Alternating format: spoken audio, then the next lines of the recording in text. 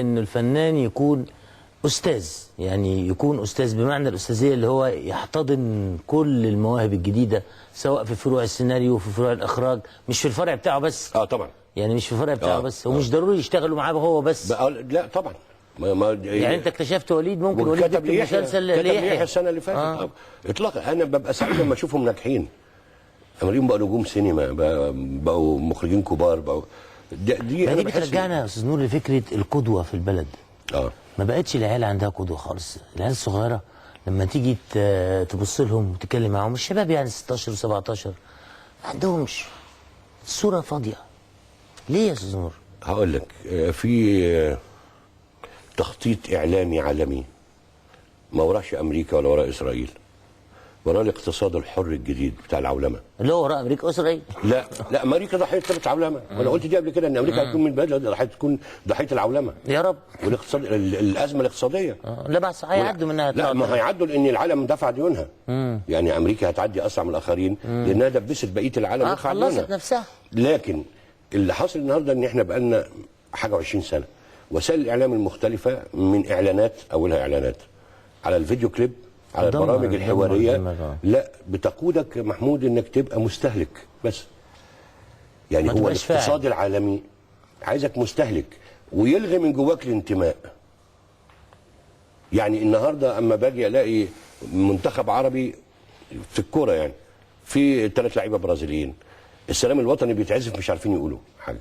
انا بحط نفسي مكان الشبل اللي من البلد دي، ان ايه اللي خلى الدوله تستورد 3 لعيبه من بره، وانا اروح فين؟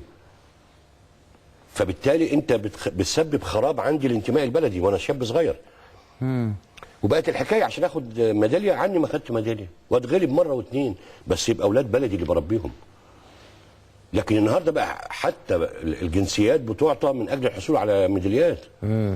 فانت هنا بتلاقي العاب القوى من اوروبا الشرقيه بيخطفوا اللعيبه من بعض ويدوم الجنسيات، بيدوم الجنسيات ويدفعوا لهم ملايين. فبقى اي واحد ما بيحلمش يمثل بلده، بيحلم بالبطوله، بيحلم مين اللي هيشتريه. بيحلم بالبطوله والفلوس. ومش مهم بقى اللي ياخد الجايزه دي بلده اللي ربته وصرفت عليه من هو صغير، ولا اي بلد هتدفع له. وحتى ضربت مثل قبل كده بحسام حسن وابراهيم حسن، دي كان بدايه مؤشر العولمه يبان في الواقع المصري، ان رمز الاهلي الاهلي يبقى فجاه رمز الزمالك. الجمهور اللي كان بيهتف لهم من جماهير الاهلي بقى شتمهم لما غلبوا الاهلي. وجمهور الزمالك اللي كان بيشتمهم بقى يمجدهم.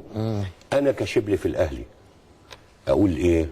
انا لما هكبر هيرموني زي ما رموا حسام وابراهيم. اللي يدفع لي النهارده اسيب النادي الاهلي هزوغ. وده ينطبق على كل الناس. بالظبط. ده بقى ده انا بضرب المثل بالحكايه دي اللي هي الاشهر، الحكايه الشهيره مشهوره واضحه. ان كل واحد يبقى اناني، مصلحتك انت فين. لكن التفكير الجماعي انك تكون منتمي لبلدك، ده بيخططوا له، مش مؤامره زي ما بقول لك، لا امريكا ولا اسرائيل، ده الاقتصاد الجديد ليس له عقل. لان عارف ان المواطن لو عنده عقل، لو انت عايز تقاومه تقدر. ما تقدرش دلوقتي.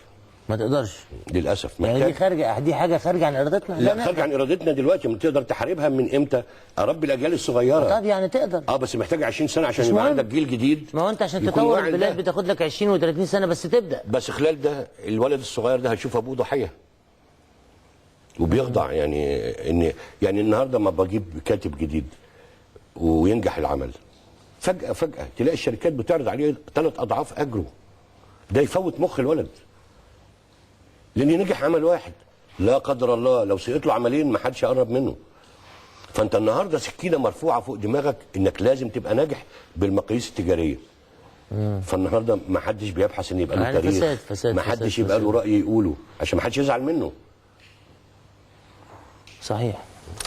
استاذ نور، انا استمتعت بالحوار معك. الله يخليك. وانا اللي بشكرك على اللقاء الجميل ده. ان شاء الله ان شاء الله.